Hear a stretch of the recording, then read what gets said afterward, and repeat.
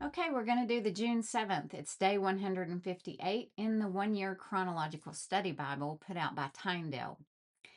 And we started Ecclesiastes over the last couple days, and there's 12 chapters in it, so we'll be in it for the next couple of days. Ecclesiastes has always been kind of a fun book to me. It has a rhyming factor to it, which I think there's a lot of scripture that has some rhyming factor to it that we lose in the English translation. But this still has some of that, and it's really fun to read. It's full of a lot of truth and a lot of cynicism about life, and it's something that we can probably all relate to in one way or another. So, as Solomon contemplates life, he makes numerous better than statements. He crystallizes his list in three critical discoveries, which we will find in Ecclesiastes 7:20, 7:25, and 7:29. Ecclesiastes chapters 8 through 10 can be summarized under three headings: life isn't fair, death is an equalizer, and the power of one. In this life, the wicked are often rewarded and the righteous punished. The rich and rulers are sometimes remembered, while the poor are always forgotten. One wise man, one foolish man, and a single act of folly each has incredible influence. This reading ends with Solomon listing many things we cannot fully know, including how much it will rain, how a tree might fall, the path of the wind, and how a baby grows in its mother's womb. How do we find hope in the midst of so much uncertainty? Doing nothing isn't the answer. Generously investing in relationships and sowing broadly produce clear benefits. God uses the people we invest in and the work we do to keep hope alive. So, Ecclesiastes chapter 7, verse 1. A good reputation is more valuable than costly perfume, and the day you die is better than the day you are born. Better to spend your time at funerals than at parties. After all, everyone dies, so the living should take this to heart. Sorrow is better than laughter, for sadness has a refining influence on us. A wise person thinks a lot about death, while a fool thinks only about having a good time. Better to be criticized by a wise person than to be praised by a fool. A fool's laughter is quickly gone, like thorns crackling in a fire. This also is meaningless. Extortion turns wise people into fools, and bribes corrupt the heart. Finishing is better than starting. Patience is better than pride. Control your temper, for anger labels you a fool. Don't long for the good old days. This is not wise. Wisdom is even better when you have money. Both are a benefit as you go through life. Wisdom and money can get you almost anything, but only wisdom can save your life. Accept the way God does things, for who can straighten what he has made crooked? Enjoy prosperity while you can, but when hard times strike, realize that both come from God. Remember that nothing is certain in this life. I have seen everything in this meaningless life, including the death of good young people and the long life of wicked people. So don't be too good or too wise. Why destroy yourself? On the other hand, don't be too wicked either. Don't be a fool. Why die before your time? Pay attention to these instructions, for anyone who fears God will avoid both extremes. One wise person is stronger than 10 leading citizens of a town. Not a single person on earth is always good and never sins. Don't eavesdrop on others. You may hear your servant curse you, for you know how often you yourself have cursed others. I have always tried my best to let wisdom guide my thoughts and actions. I said to myself, I am determined to be wise, but it didn't work.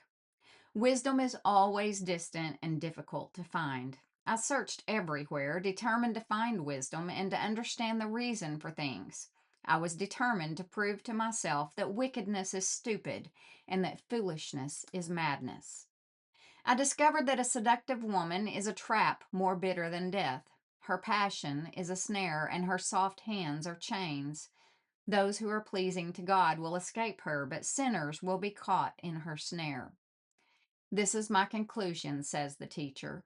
I discovered this after looking at the matter from every possible angle. Though I have searched repeatedly, I have not found what I was looking for. Only 1 out of 1,000 men is virtuous, but not one woman.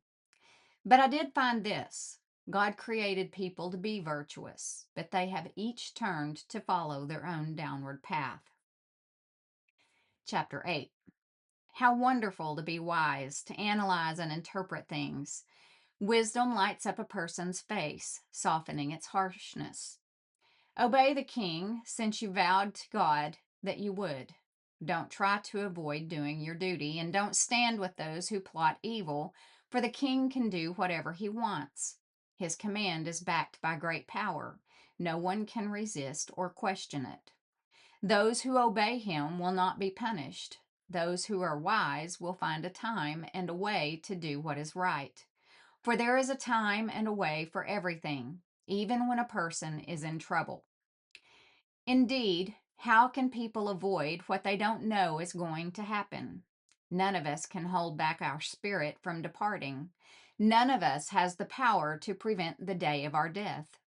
There is no escaping that obligation, that dark battle, and in the face of death, wickedness will certainly not rescue the wicked. I have thought deeply about all that goes on here under the sun, where people have the power to hurt each other. I have seen wicked people buried with honor, yet they were the very ones who frequented the temple and are now praised in the same city where they committed their crimes. This too is meaningless. When a crime is not punished quickly, people feel it is safe to do wrong. But even though a person sins 100 times and still lives a long time, I know that those who fear God will be better off. The wicked will not prosper, for they do not fear God. Their days will never grow long like the evening shadows. And this is not all that is meaningless in our world. In this life, good people are often treated as though they were wicked, and wicked people are often treated as though they were good. This is so meaningless. So I recommend having fun, because there is nothing better for people in this world than to eat, drink, and enjoy life. That way, they will experience some happiness along with all the hard work God gives them under the sun. In my search for wisdom and in my observation of people's burdens here on earth, I discovered that there is ceaseless activity day and night. I realized that no one can discover everything God is doing under the sun. Not even the wisest people discover everything, no matter what they claim. Ecclesiastes chapter 9. This too I carefully explored. Even though the actions of godly and wise people are in God's hands, no one knows whether God will show them favor. The same destiny ultimately awaits everyone, whether righteous or wicked, good or bad, ceremonially clean or unclean, religious or irreligious. Good people receive the same treatment as sinners, and people who make promises to God are treated like people who don't. It seems so wrong that everyone under the sun suffers the same fate. Already twisted by evil, people choose their own mad course, for they have no hope. There is nothing ahead but death anyway. There is hope only for the living, as they say. It's better to be a live dog than a dead lion. The living at least know they will die, but the dead know nothing.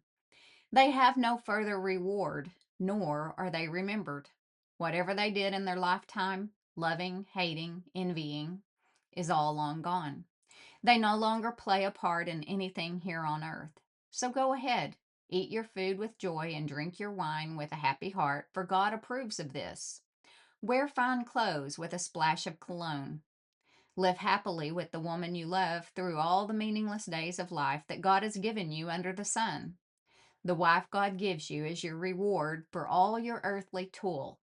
Whatever you do, do well, for when you go to the grave, there will be no work or planning or knowledge or wisdom. I have observed something else under the sun. The fastest runner doesn't always win the race, and the strongest warrior doesn't always win the battle. The wise sometimes go hungry, and the skillful are not necessarily wealthy. And those who are educated don't always lead successful lives. It is all decided by chance, by being in the right place at the right time. People can never predict when hard times might come. Like fish in a net or birds in a trap, people are caught by sudden tragedy. Here is another bit of wisdom that has impressed me as I have watched the way our world works. There was a small town with only a few people, and a great king came with his army and besieged it. A poor, wise man knew how to save the town, and so it was rescued. But afterward, no one thought to thank him. So even though wisdom is better than strength, those who are wise will be despised if they are poor. What they say will not be appreciated for long. Better to hear the quiet words of a wise person than the shouts of a foolish king. Better to have wisdom than weapons of war, but one sinner can destroy much that is good. Chapter 10. As dead flies cause even a bottle of perfume to stink, so a little foolishness spoils great wisdom and honor. A wise person chooses the right road, a fool takes the wrong one. You can identify fools just by the way they walk down the street. If your boss is angry at you, don't quit. A quiet spirit can overcome even great mistakes. There is another evil I've seen under the sun. Kings and rulers make a grave mistake when they give great authority to foolish people and low positions to people of proven worth. I have even seen servants riding horseback like princes, and princes walking like servants. When you dig a well, you might fall in. When you demolish an old wall, you could be bitten by a snake. When you work in a quarry, stones might fall and crush you. When you chop wood, there is danger with each stroke of your axe. Using a dull axe requires great strength, so sharpen the blade. That's the value of wisdom. It helps you succeed. If a snake bites before you charm it, what's the use of being a snake charmer? Wise words bring approval, but fools are destroyed by their own words. Fools base their thoughts on foolish assumptions, so their conclusions will be wicked madness. They chatter on and on. No one really knows what is going to happen. No one can predict the future. Fools are so exhausted by a little work that they can't even find their way home. What sorrow for the land ruled by a servant, the land whose leaders feast in the morning. Happy is the land whose king is a noble leader and whose leaders feast at the proper time, to gain strength for their work, not to get drunk. Laziness leads to a sagging roof. Idleness leads to a leaky house. A party gives laughter, wine gives happiness, and money gives everything. Never make light of the king, even in your thoughts, and don't make fun of the powerful, even in your own bedroom.